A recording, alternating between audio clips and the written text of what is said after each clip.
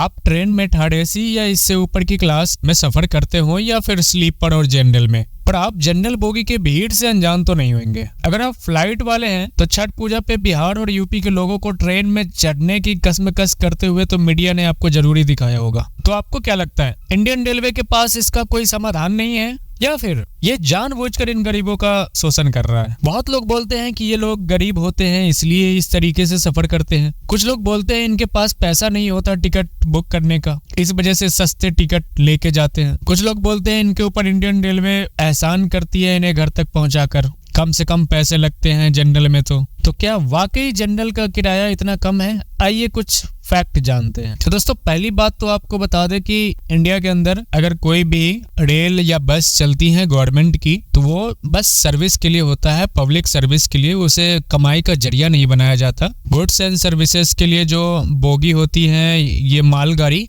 वो पैसे कमाने के लिए होता है। और जो पैसेंजर होते हैं, पैसेंजर्स ट्रेन, वो पब्लिक सर्विस के लिए होते हैं। तो यहाँ बेनिफिट और नुकसान का तो कोई मतलब ही नहीं है। तो हमने सोचा कि एक डेटा निकाला जाए। तो एक ट्रेन है जो पटना से दिल्ली को आती है और दिल्ली से पटना को जाती है। तो उस ट्रेन का मैंने डेटा निकाला है। यहाँ पे देखिए दोस्तों, जो फर्स्ट एसी का उसके पास जो बोगी है वो है एक बोगी उसका फर्स्ट एसी का है, जिसमें 22 सीटें हैं। एक सीट का जो रेट है वो 3225 रुपए है और उस हिसाब से मल्टीप्लाई करने पे 70,000 रुपए उनके फर्स्ट एसी के एक कोच से आता है। दूसरा क्या है, सेकंड एसी है। दूसरा सेकंड एसी का 54 सीट होते हैं एक बोगी में और ये कोच उसके पास है 2। उस ट्रेन में 2 कोच है, जिसके मल्टीप्लाई करने से 50 दूना 100, 108 सीट का जो रेट है 1910 रुपए के हिसाब से 2,06,280 रुपए। थर्ड एसी का है 72 सीट होते हैं एक बोगी में और 6 बोगी दिए जाते हैं थर्ड एसी के। और यहाँ पे इनका जो इनकम है वो है 5,83,200 रुपए। यहाँ तक तो ठीक है दोस्तों, कोई दिक्कत नहीं है, आप एसी में ले जाओ लोगों को। जो प्रॉब्लम है वो क्रिएट होता है यहाँ स्लीपर से। तो ये स्लीपर का जो रेट है वो है 510 रुपए। आप जब पटना से दिल्ली आते हैं तो उसका 510 रुपए लगते हैं स्लीपर चार्ज, जिसमें आपको पूरा का पूरा एक सीट दिया जाता है। बिल्कुल आप सो के जा सकते हो स्लीपर में। तो स्लीपर में एक बोगी में होते हैं 80 सीट और ये बोगी दिए जाते हैं 6 बोगी में आप 80 के हिसाब से लगा लो तो 510 रुपए के अकॉर्डिंग ये इनकम करता है 2,44,800 रुपए का। जो सीटें यहाँ पे हैं, अगर आप 510 से कैलकुलेट करोगे तो 2,44,800 रुपए का आएगा। तो दोस्तों ये 6 बोगी का है। अब यहाँ बात करते हैं जनरल का। जनरल उसमें 3 बोगी आते हैं, कभी कभी 2 ही आते हैं, तो मोस्टली वहां पे 3 आते हैं। उसमें जनरल का बोगी हो गया 3 में उसके जो सीट्स होते हैं वो सिंगल सीट्स नहीं होते। आपके बैठने के लिए सीटिंग सीट दिया जाता है, उसमें आपको 100 सीट दिए जाते हैं। उसमें आपको सीट मिलते हैं 100। बोगी है 3, इस वजह से ये मैं कैलकुलेट करके इसको 300 बना दिया। 300 टोटल सीट हो गए। ये सिटिंग सीट की बात हो रही है, यहाँ पे आपको सोने को नहीं मिलेगा, बस बैठने की सीट की बात हो रही है। उसमें भी आपका कोई रिजर्वेशन नहीं है, आप कहीं भी जाके बैठ सकते हो। कहीं भी जाके नई जगह मिला खड़े हो जाओ। तो इसमें कोई ऐसा नहीं है कि आपको सीट दी जा रही है। पर उस बोगी में जो सीट होते हैं, हम पहले उसकी बात कर लेते हैं कि होते कितने सीट है उसमें। पहला तो आपका ये 88,500 हो गया सीट के अकॉर्डिंग। तो ये बस यहाँ पे जो आप देख रहे हैं ये सीट, इसकी बात हो रही है, ऊपर वाले की बात नहीं हो रही है। अभी ऊपर वाला अभी बढ़ना बाकी है। अभी हमने बस इस सीट की बात की है, इस सीट की बात की है और इधर 4 सीट की बात की है, बस इतने की बात हुई है। अभी इसमें देखो जनरल बोगी में लोग आते बैठते कितने हैं। आप पहला तो इस पे लगा लो 1 और 1 इस साइड, लोग 5-5 बैठते हैं। बैठते तो वैसे 6-6 भी है, पर हम मिनिमम लेके चलते हैं 5 तो बैठते ही हैं। तो 1 इस पे हो गया, 1 इस पे हो गया और ऊपर 4 लोग बैठते हैं। तो 4, 1 इधर का ले लो, 1 ऊपर का ले लो, प्लस कर दो 5 हो गए। और इधर का ले लो 1 और इधर कर दो 5, प्लस कर दो तो 5 हो गए। तो ये टोटल एक बोगी में 10 हो गए एक केबिन में। तो ऐसे 20 कॉलम होते हैं, केबिन को लेके चलोगे तो 10 होते हैं। तो उस हिसाब से आप लगा लो 10 250 या फिर 20-25 100 कर लो, 100 लोग। तो यहाँ पे फिर से 100 सीट आ गए। तो 100 सीट को फिर से आप मल्टीप्लाई कर दो, 88,001 तो 500 ये हो गया, 88,500 ये हो गया। अब यहाँ पे देखिए दोस्तों, ये जो बीच के गैपिंग है इसमें कम से कम 10 लोग खड़े रहते हैं। मिनिमम मैं लेके चलता हूँ, लोग ज्यादा भी खड़े होते हैं। छठ पूजा में तो छोड़ ही दो, आप 20 लोग यहाँ पे खड़े हो जाते हैं, 20-30 लोग। तो मिनिमम यहाँ पे 10 लोग खड़े हो जाते हैं।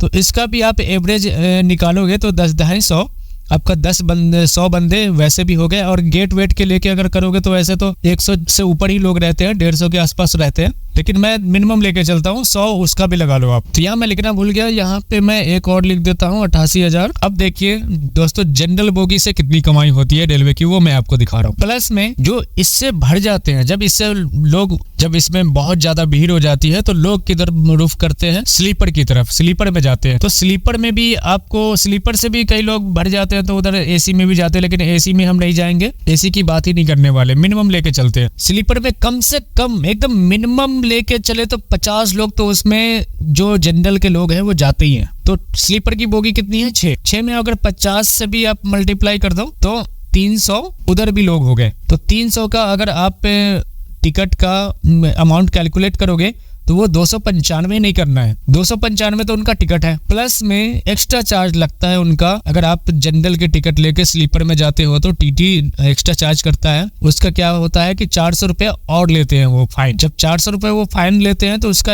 अमाउंट कितना हो जाता है, 695 रुपए। 695 को अगर कैलकुलेट करो आप 300 सीट से तो कितने हो गए, 1,20,295 रुपए। अब इसको आप लाके यहाँ पे प्लस कर दो, जो टोटल अर्निंग है वो 3,76,000, जो कि स्लीपर से कहीं ज्यादा है। आप जहां एक सीट का 510 रुपए ले रहे हो पूरा फैल के सो के जाने का, वहीं यहाँ पे देखिए एक सीट पे ये कितने कमा रहे हैं, 5-15, लगभग 1500 रुपए एक सीट से कमा रहे हैं, जो वहां पे मिल रहा है उनको 510 रुपए ओनली। क्यों जनरल बोगी ज्यादा नहीं लगाते या फिर कोई और तरीका नहीं सोचते, इनके लिए कोई ट्रेन क्यों नहीं बनवाते, वो रीजन समझिए। क्योंकि इनको फायदा है, जब तक ये ऊपरी कमाई नहीं करवाएंगे टीटीओ को तब तक ये इन लोगों का ना वो बिजनेस नहीं चल पाएगा, बिजनेस मॉड्यूल है इनका। अगर हम जनरल की बोगी को कम रखेंगे तो ऑटोमेटिक लोग बढ़ेंगे, और क्या है कि आप 295 रुपए के हिसाब से भी ना बहुत पैसे हो जाते हैं। 510 का जो स्लीपर बोगी रखते हैं उसमें कोई फायदा नहीं है। इस वजह से वो जानबूझ के कम ट्रेन चलाते हैं, जानबूझ के ऐसा करते हैं ताकि इनका रोजी रोटी चलता रहे गरीबों की वजह से। तो दोस्तों यहाँ पे देखिए कि 25% जो इनकम है वो बस 3 बोगी ही दे देता है। यहाँ पे देखिए दोस्तों 510 रुपए ले रहे हैं स्लीपर से,